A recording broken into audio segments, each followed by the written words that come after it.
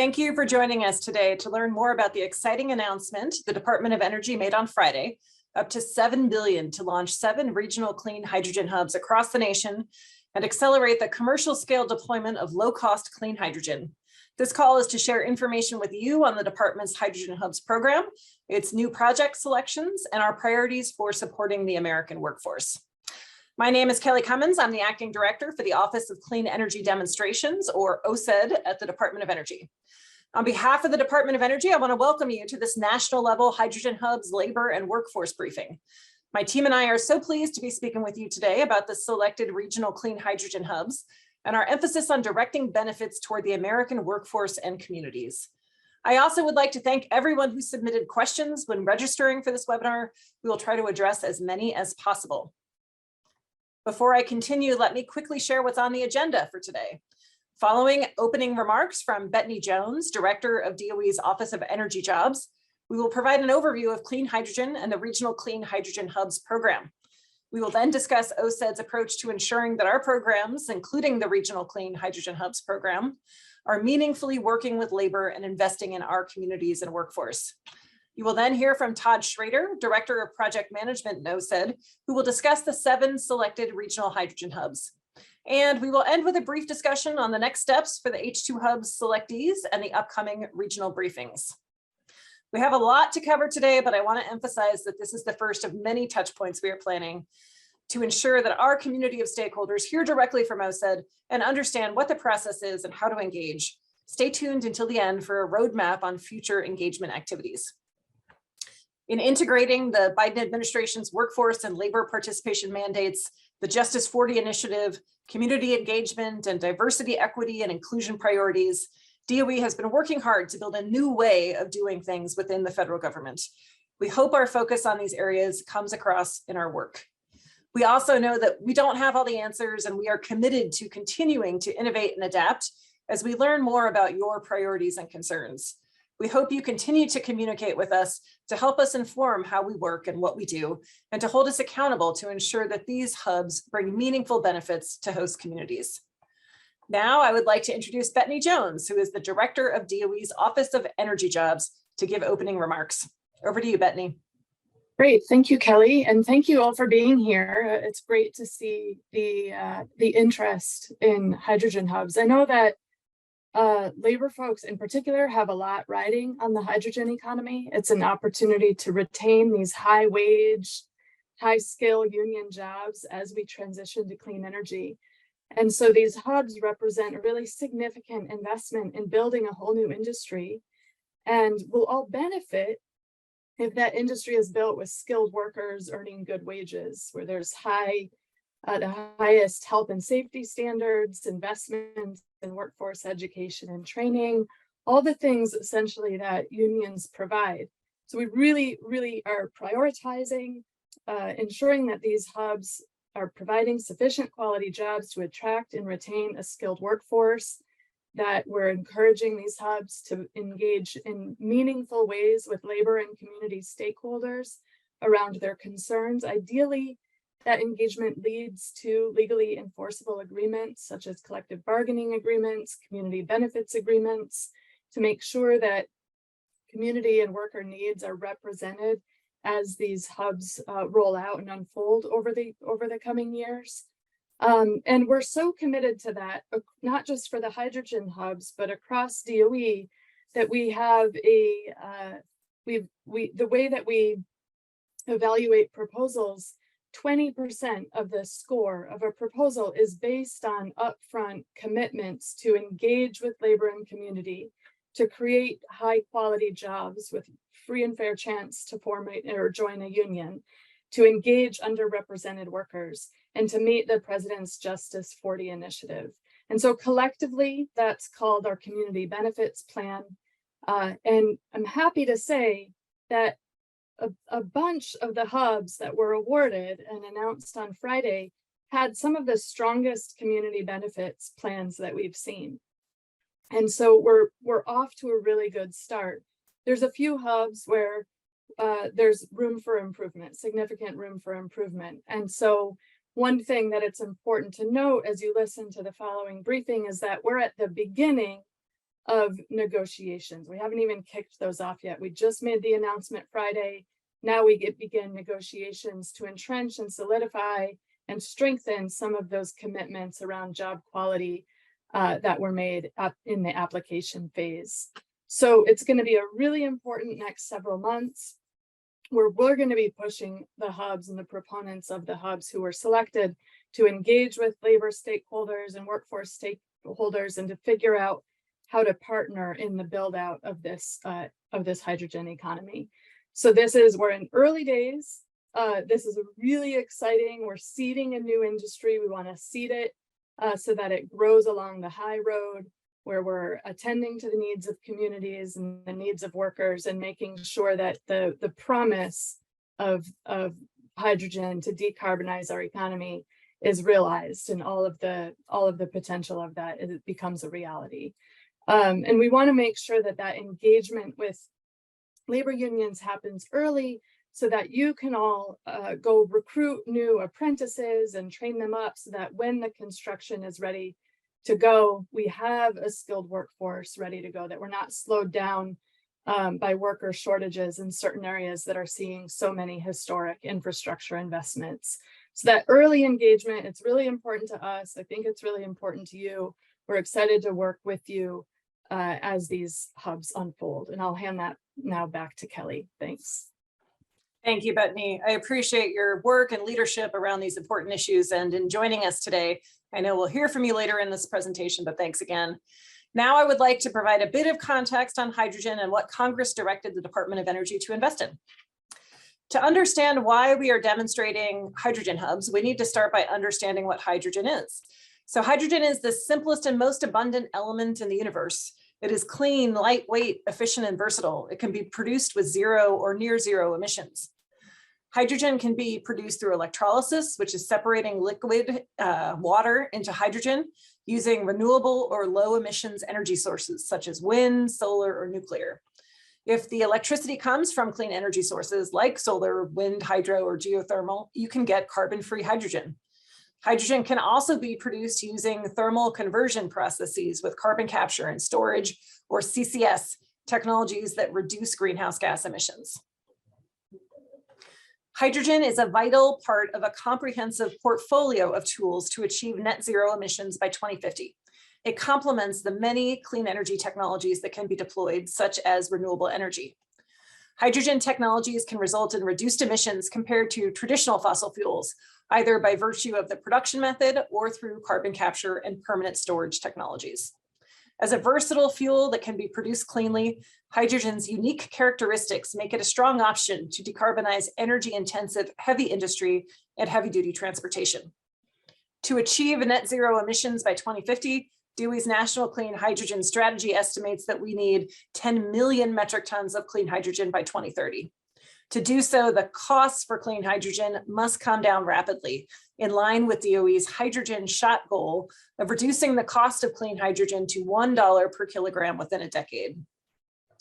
From driving down the cost for electrolysis to stimulating supply chain investments in critical components, the regional clean hydrogen hubs will accelerate our domestic market for low-cost clean hydrogen, getting us one big step closer to achieving DOE's hydrogen shot goal of $1 per kilogram in a decade.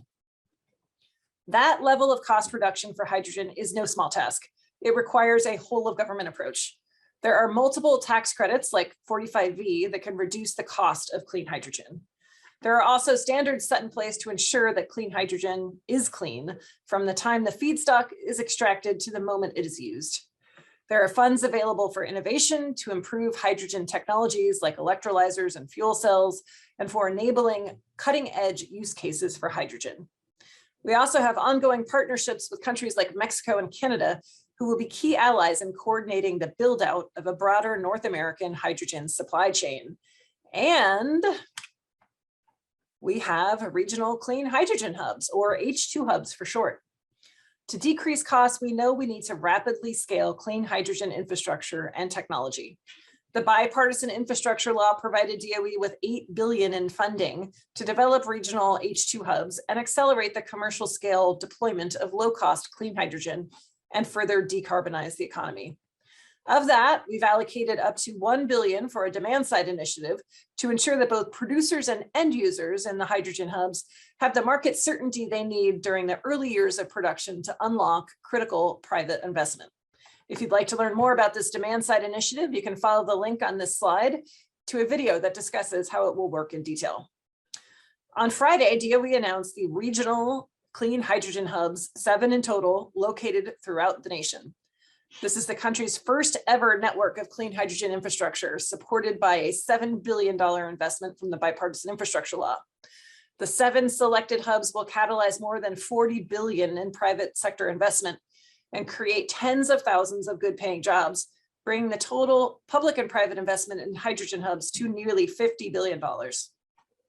Roughly 2/3 of the total project investment are associated with electrolysis-based or green production. But you might be asking, what is a regional clean hydrogen hub? What does it look like? How big is it? Who is involved? A hydrogen hub is really a network of clean hydrogen producers, consumers, and connective infrastructure that supports the production, storage, delivery, and end use of clean hydrogen. This slide shows you a mock-up, a notional view of what a hub could entail. The 7 hubs that were selected span many, sometimes hundreds of miles. They leverage the resources of that region, whether that's renewables or low-cost natural gas, and they leverage the people as well, working with communities, labor groups, innovators, regulators, governance groups, tribes, and others to lean on their knowledge and input on how the hub is designed and implemented. The end users of regional clean hydrogen hubs reflect that region too, whether by placing a predominant focus on agriculture or heavy industry, or leveraging a key transportation corridor.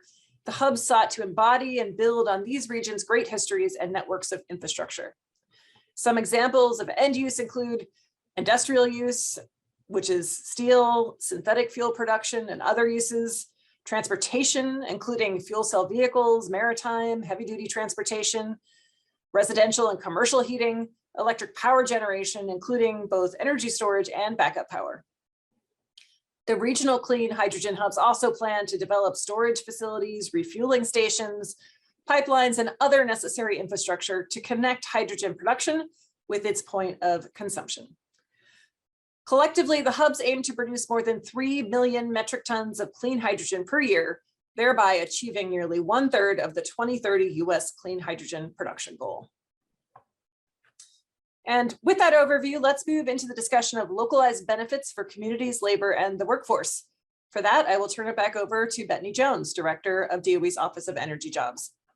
Thank you, Kelly.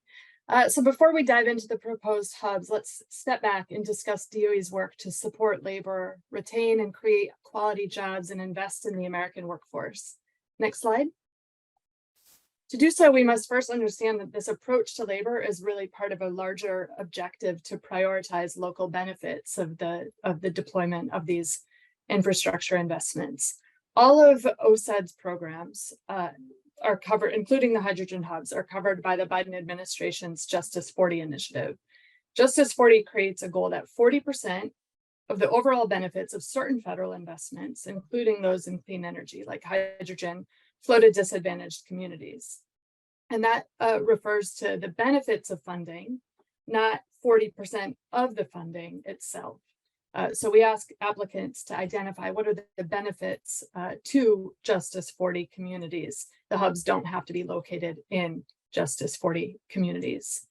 DOE is implementing Justice 40 through our community benefits plan process.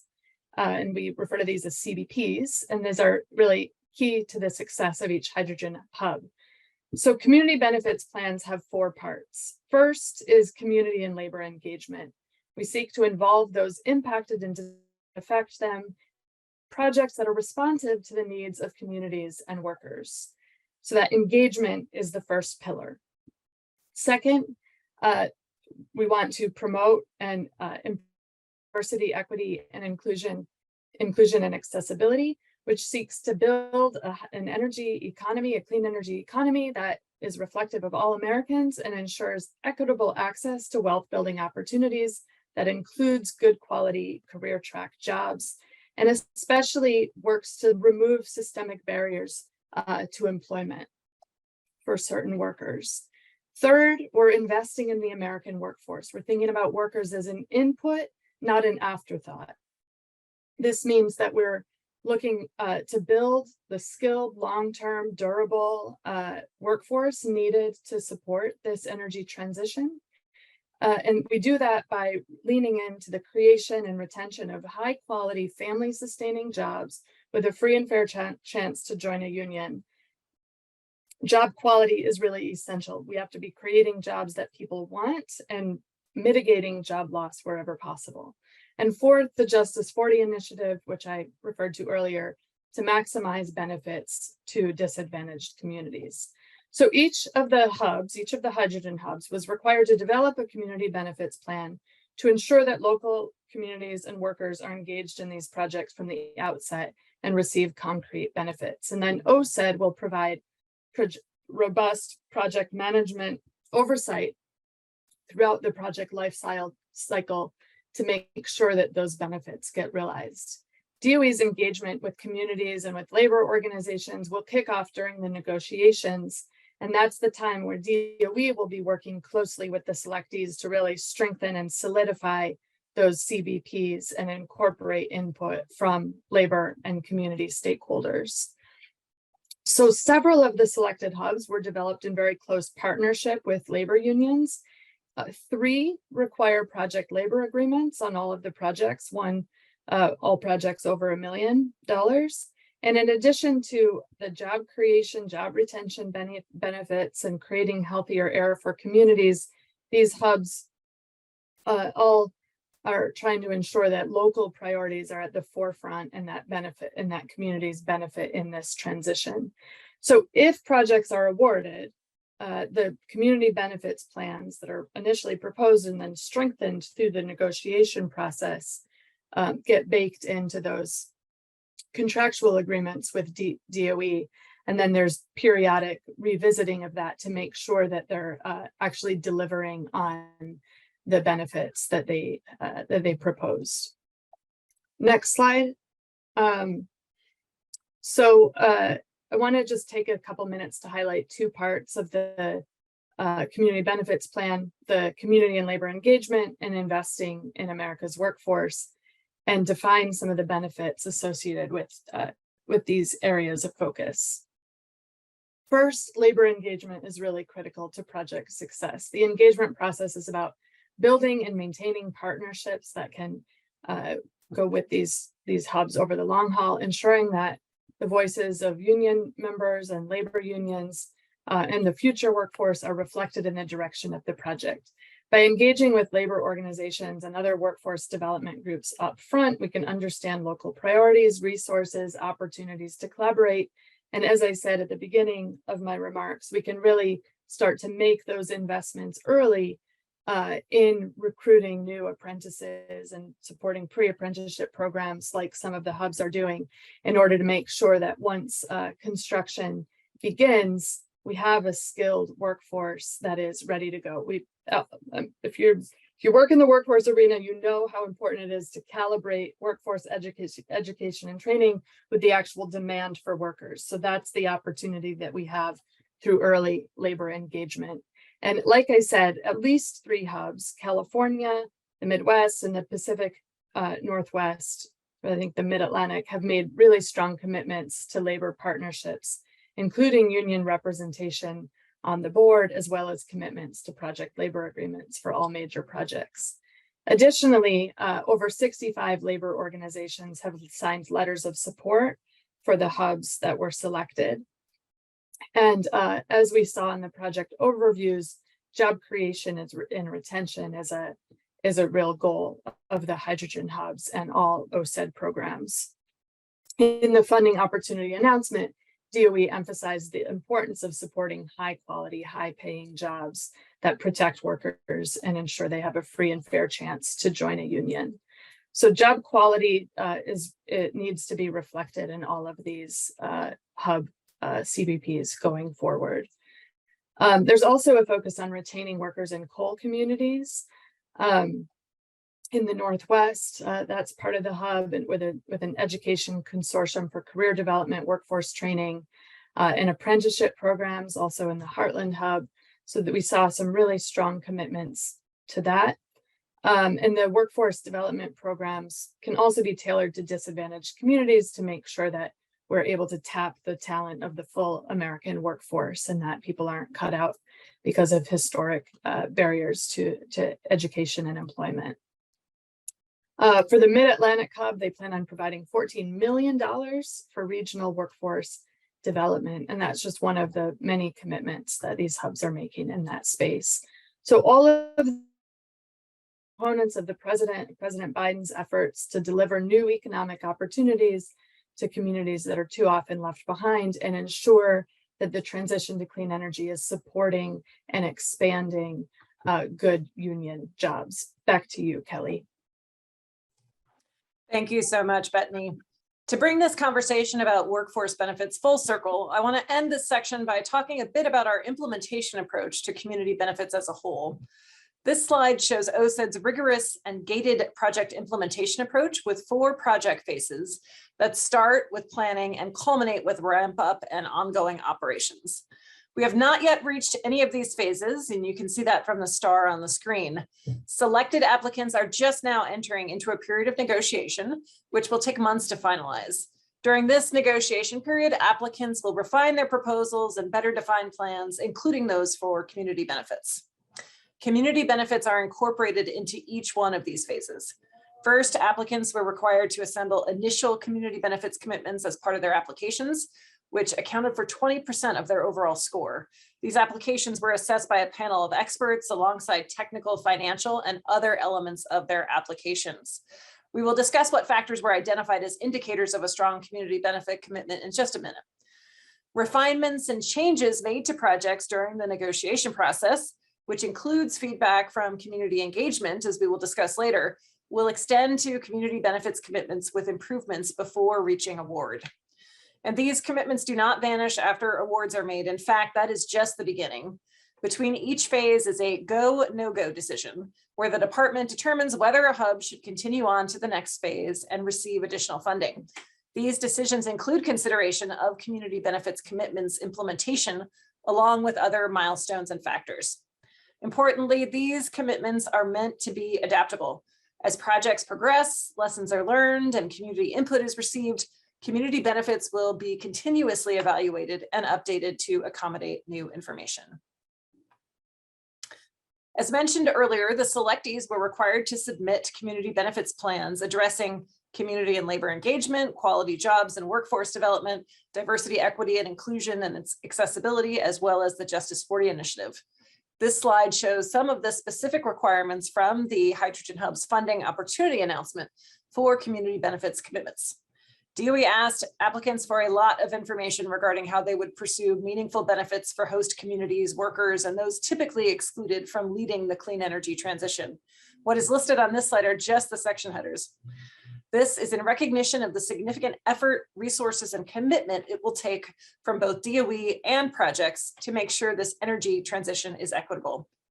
And with that, I will introduce Todd Schrader, who is the Director of Project Management at the Office of Clean Energy Demonstrations, and he will tell you more about the hydrogen hubs that were selected for negotiations. Over to you, Todd. Thank you, Kelly, and it's good to be here today with everyone to talk about this exciting opportunity moving forward. As Kelly said, I'm going to go through each of the hydrogen hubs, a little bit of detail, not particularly deep, a little bit more about community benefits for each, and then talk about how we move forward. So with that, I'll caveat that each of these project summary slides are a starting point. They're where we are today. We're going to enter into negotiation processes, and it's possible things might change a little bit over the coming months of negotiations. Negotiations themselves are expected to take a few months at least to get through them. There's large, complicated projects. However, we wanted to be transparent about where we are today and the foundation for these project proposals as they come forward. Again, the endpoint of a negotiation is a cooperative agreement. That is a binding agreement between the government and the awardee.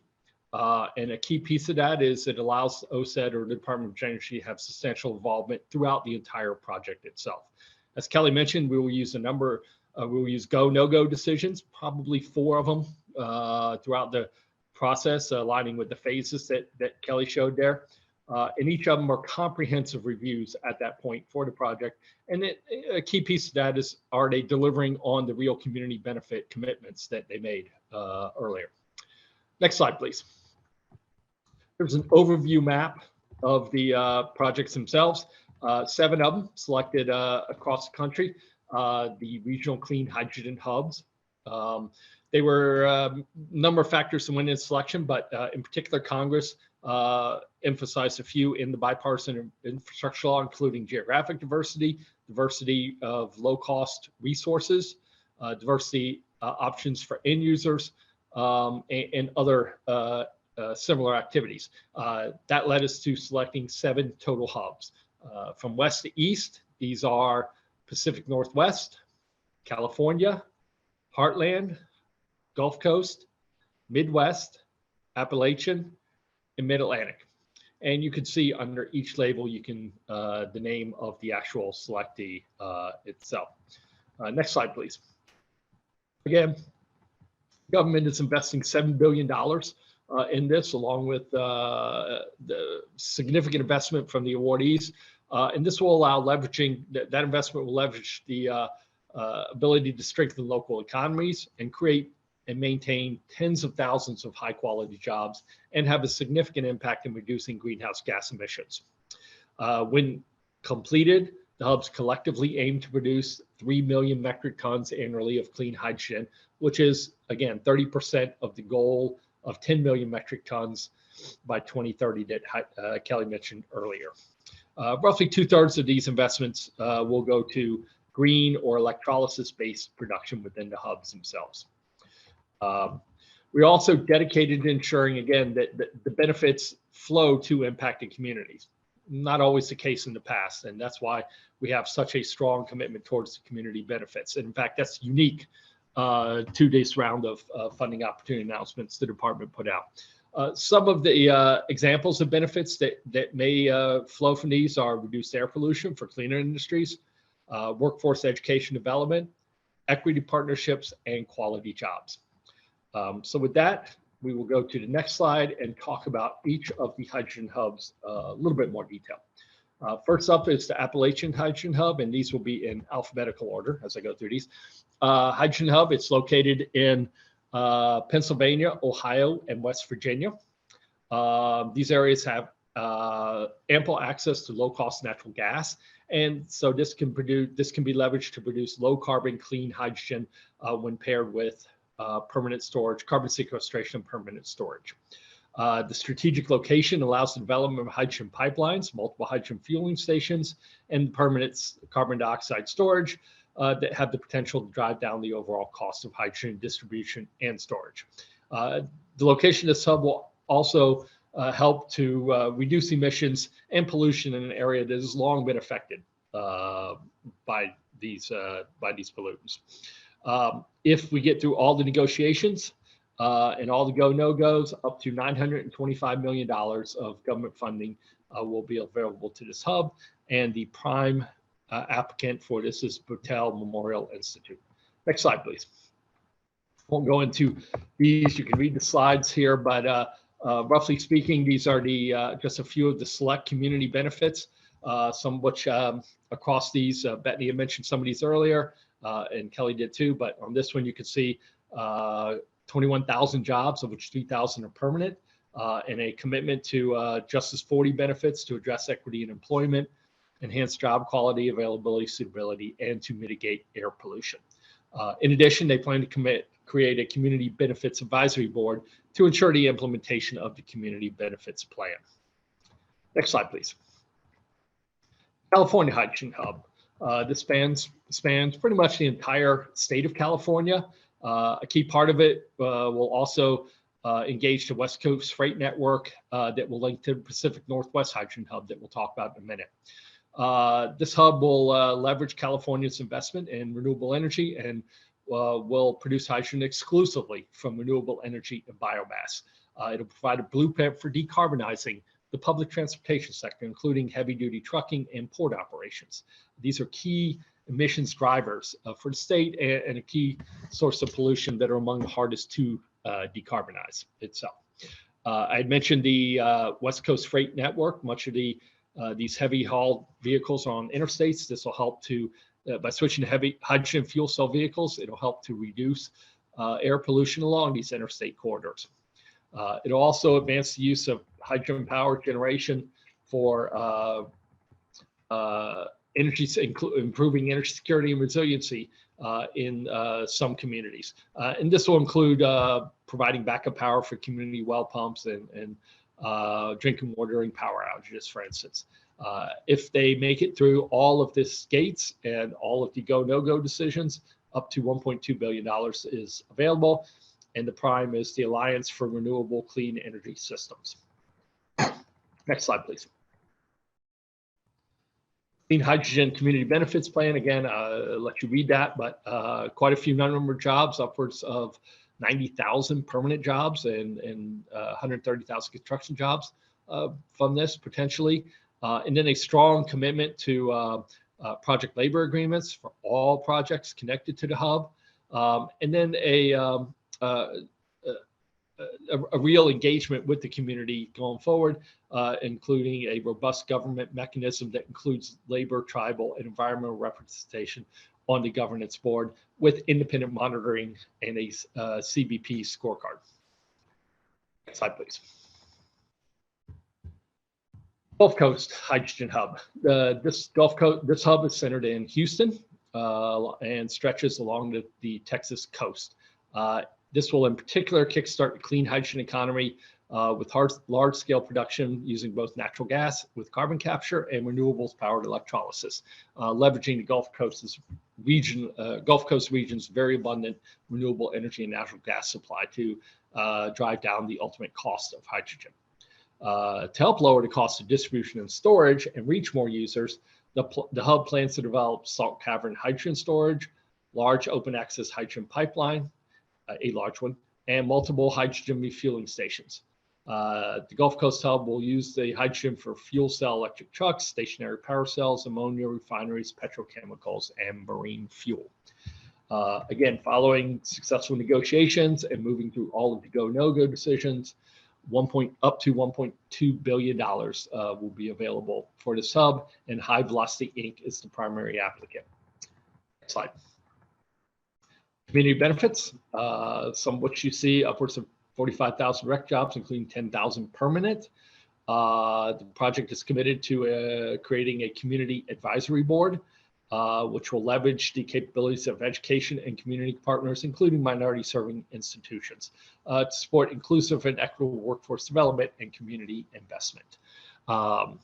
It also, a key emphasis is on the reduction of criterion pollutants like particulate matter. So hydrogen not only reduces CO2, but some of these other criterion pollutants, and this one of them, which would be a key Justice 40 benefit.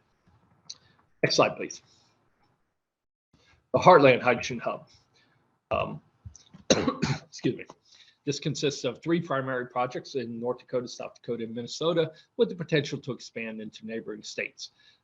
It will leverage regionally abundant energy resources to help decarbonize the agriculture sector, in particular their production of fertilizers, and decrease the regional cost of clean hydrogen. It also proposes using hydrogen for power generation through a co-firing process in utility-owned generation across the region. Hub plans to offer unique equity partnerships to local tribes, local farmers, and co-ops in the area to allow for a public-private partnership in order for these entities to receive more competitive pricing for clean fertilizer going forward. On this hub, following successful negotiations and getting through all the stage gates, up to $925 million will be available, and the prime is the Energy and Environmental Research Center. Next slide, please. CBP for this, or community benefits, you can see there about 700 permanent jobs, just under 3,900 direct jobs overall. A commitment of tens of millions of dollars to create an education consortium to oversee career development, workforce training, and apprenticeships. If you remember, Bethany mentioned this is very important to start early to have the workers available when it's time. Much of this will be in partnership with several tribal colleges and universities. The goal is also to contract hundreds of millions of dollars for businesses owned by women, minorities, disabled veterans, disadvantaged communities, and LGBTQ persons. Similar to before, they will have a community oversight, or I'm sorry, community advisory board to help in implementation of the community benefits plan. Next slide. Mid-Atlantic Hydrogen Hub. The Mid-Atlantic Hydrogen Hub spans the Delaware River Basin, and in particular includes areas in Pennsylvania, Delaware, and southern New Jersey. It'll unlock hydrogen-driven decarbonization Northeast, and in particular with repurposing historic oil infrastructure and using existing pipeline right-of-ways or pipeline right-of-ways. The plan will develop renewable hydrogen facilities from both traditional renewable sources and from clean nuclear electricity. They'll use established and innovative electrolyzer technologies, thereby helping to advance the technology itself. Along with the hydrogen production, the hub plans to expand the hydrogen distribution infrastructure and upgrade bus mechanic depots and develop fueling stations to facilitate hydrogen distribution to more end users. The expansion of this infrastructure should lower the cost of storage and distribution and ultimately assist in reducing the overall cost of hydrogen and achieve the anticipated emission reductions. Similar to others, if they get through all their negotiations and go, no-go decision points, up to $750 million is available. And the Mid-Atlantic Clean Hydrogen Hub, or MACH2 for short, is the primary applicant for this hub. Next slide, please. Again, community benefits for this project, creating just under 21,000 direct jobs. Also a strong commitment to labor and workforce, in particular, the plan to negotiate project labor agreements for all the projects and provide up to $14 million for regional workforce development boards that will serve as partners for community college training and pre-apprenticeships. In addition, they intend to, where possible, engage HBCUs in the area for technical and professional development initiatives. Next hub, please. Next slide, please. Midwest Hub. I will say this is a slightly confusing name. The one before was MACH2 or MACH2. This is MACH2, MACH2. So slight confusion there, but for the projects. This hub, the Midwest Hub, touches 3 states, Illinois, Indiana, and Michigan, with the potential to expand into other Midwestern states in the future. Real key here is it's in a key U.S. industrial transportation corridor. It'll enable decarbonization of hard to decarbonize industries such as steel, glass, power generation, refining, heavy duty transportation, and sustainable aviation fuel. It'll leverage the abundant energy sources, including renewable natural gas and low cost nuclear in the area to achieve these goals. Again, following negotiations and all the go, no-go decision points, up to $1 billion is available. And as I mentioned, MACH2 is the primary applicant for the hub. Slide, please. CBP for this, or community benefits, you can see there upwards of 13,600 direct jobs, of which 1,500 are permanent. With our prioritization on diversity, equity, inclusion, and accessibility, with specific targets for diverse hiring, including a 40% of total subcontracting dollars going to minority and disadvantaged businesses. In addition, there's a plan to create a worker education exchange, investing roughly $15 million to enable training and employment and support project partners to negotiate workforce and community agreements. Next slide, please. The last of our hubs, the Pacific Northwest Hub.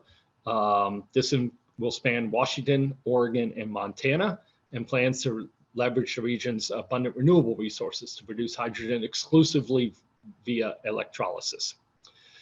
This is a key to eventually driving down electrolyzer costs, making technology more accessible to other producers, and overall reducing cost of hydrogen itself. It'll concentrate on hard to decarbonize areas, and including heavy duty transportation, which, by the way, I mentioned, not just it helps with CO2, but it'll also in particular help with nitrous oxide, or NOx, is one of the key focus areas here. Other uses will include agriculture, such as fertilizer production, industries such as data centers, refineries, seaports, and aviation. And it'll serve to, again, decarbonize many of these areas across the region. Following negotiations, and assuming they get through all the go, no-go stages up to $1 billion is available, and the Pacific Northwest Hydrogen Association is primary applicant for the hub. Slide, please. Community benefits. Again, you can see there up to 10,000 direct jobs. They are committed to negotiating project labor agreements for all projects over $1 million.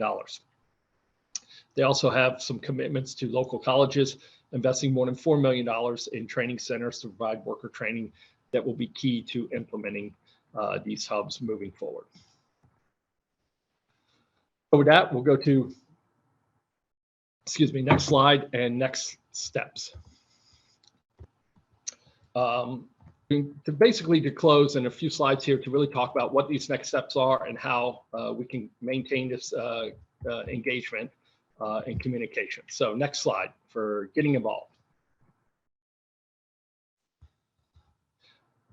This slide has a lot of information on it. I'll just briefly hit some of the high points on it.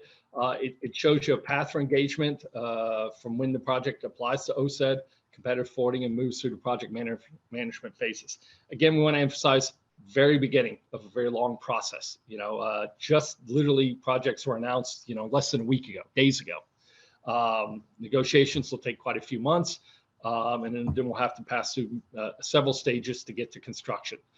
Can't give really any specific timelines now because each hub will be different, but certainly there's a sense of urgency to move as quickly as we can, but as safely, and incorporating the input we need to make the decisions we need to. Again, also the hub can change significantly during negotiations and at later stages. We are at the start of negotiations award. You can find project summaries, which include a summary of their initial community benefits plans in the application on our website page, which we just put a link to in the chat. DOE will consider information learned during engagements to inform our negotiation process, which means the feedback can help shape how we move forward. We've listed concrete ways to get involved here, including reaching out to the hub or DOE directly, or attending the virtual briefings. And let us know via email if you'd like to receive additional information about future engagements that will be planned in the near future. For projects to successfully get through negotiations, again, it can take months and receive funding and award. There will be many, many additional ways that people can get involved. I'll reiterate again that all projects will pass through the phased approach, and Kelly mentioned this before on the slide. Again, 4 phases. I won't go into as much detail as she did. Between each phase, the DOE will assess the project, including the quality of the community benefit implementation, and make decisions on whether further funding should be provided by the government. And again, we call this the go, no-go phase moving forward. CBP and CBP commitments will be a key piece of this moving forward. And again, the process repeats for each phase of the projects, with the community benefits plans advancing, being implemented, looked at again, more input, and continuing to mature throughout the phases of the projects themselves. Let's dig into a few key ways you can get involved in the hub. At the start of the award process, DOE will host third-party facilitated sessions with the projects and impacted communities and labor. And I'll get back to these in just a second. Throughout each phase, you can also directly reach out to the hub and DOE and participate in the specific engagement activities as part of the hub's community benefits plans, whether that is through an advisory board, a survey, workforce community agreement, info session, or something similar. And finally, NEPA is a real key to this, particularly in phases 1 and 2. And NEPA itself has a number of robust public participation steps and processes associated with it. Next slide, please. OSED engagement. So now looking a little bit more detail about the opportunities to provide input for the hubs, there'll be a series of facilitated workshops and forums that would begin very soon after award. Again, that's a number of months away, but to ensure early and active three-way collaboration between the office and project performers and host communities. The aim is to bring all three together as collaborators and problem solvers to co-develop the decisions moving forward for these projects. OSED will convene gatherings like small community workshops and deliver forums to facilitate conversations around community and labor concerns and priorities. These will include mutually agreed upon norms and respectful long-term engagement, and can be revisited over the life cycle of the project as needed and as needs evolved. More details to come on this. Next slide, please. Virtual H2 Hub community briefings. As you've already heard, we are starting to kick off negotiations. Mentioned that a couple times. Despite this early phase, OSED is committed to transparency as much as possible and understanding community concerns and priorities, and rapidly integrating feedback into those plans. Given the size and breadth of hydrogen hubs, this will happen iteratively. Ultimately, we will engage at every level across the 7 hubs in partnership with our private sector partners. Later this month, we will kick off a series of briefings, one for each hydrogen hub. You can see the dates there on the screen, and these will focus on hearing from local communities. You can register for these now, and a link will be put into the chat for that. Again, these briefings are just an early but important step in broadening engagement between DOE, the selectees, and the communities. Information and details of these hub-specific briefings is provided on our website, links to which we will provide at the end of this presentation here. If you have any questions and you would like DOE or selectees to answer as part of the regional briefings, please email us directly. And again, we'll provide the email address at the end of the presentation. Next slide, please. Negotiation. So again, I've said this a couple times, just the start of the process. These will involve significant discussions among SLUBs and include robust discussions of technical, financial, and community benefit standpoint. If successful, there will be an award at the end of the process. Phase 1, what we're negotiating now, is the detailed project planning. No construction will, almost for sure, no construction will happen within this early phase. It's getting the plans in place to go into that. DOE will be actively engaging our partners in these and the community impacted communities to ensure project scope is more defined, and share the detailed information as we can. Again, NEPA, it's a very important piece, along with National Historic Preservation Act and some other federal laws. But the project itself should expect significant engagement with OSED project stakeholders, that is, with OSED and future awardees. This is to say, we're just getting started and look forward to hearing more of the perspectives from labor, workers, and local stakeholders very soon. Next slide, please. So some of the resources. Lots here shown, but to find out more about this program related activities, please visit our website. My colleague is dropping the link into the chat.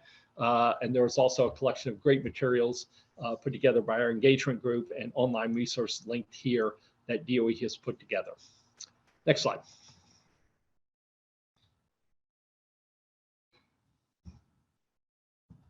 As I said, we want to make sure you know how to reach us. If you have any questions about the H2 Hubs demonstrations program or specific projects in the region, please email us, engage._H2Hubs@hq.doe.gov. Right there at the top, you see it.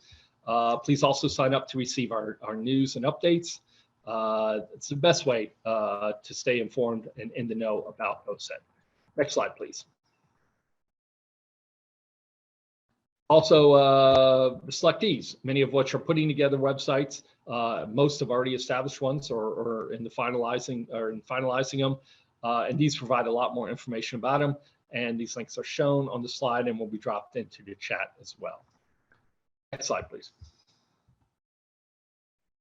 So with that, and on behalf of Acting Director Kelly Cummins and Bethany Jones and the Department of Energy as a whole, greatly appreciate you taking the time to meet with us today and to hear about Hydrogen Hub's demonstration program, and particularly these selected projects, and how we can incorporate your concerns over equity, justice, and investing in the workforce into these projects, and what the next steps are. So please do not hesitate to reach out with any questions or concern.